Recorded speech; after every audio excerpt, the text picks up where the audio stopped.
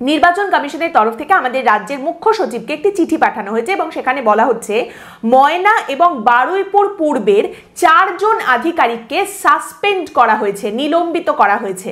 কেন? তাদের বিরুদ্ধে ভোটার তালিকায় নাম নথিভুক্ত করার ক্ষেত্রে অনিয়ম করেছে তারা, এই প্রমাণ পাওয়া গেছে এবং সেই কারণে এই 4 আধিকারিককে সাসপেন্ড করা হয়েছে এবং নির্বাচন কমিশনের তরফ থেকে বলা হয়েছে যে এই 4 জনের বিরুদ্ধে কিন্তু এফআইআর করতে হবে, এফআইআর করতে নির্দেশ দেওয়া হয়েছে। জানা যাচ্ছে এই যে 4 জন আধিকারিককে সাসপেন্ড করেছে নির্বাচন কমিশন, তার মধ্যে 2 জন ইআরও রয়েছেন এবং 2 জন এইআরও রয়েছেন।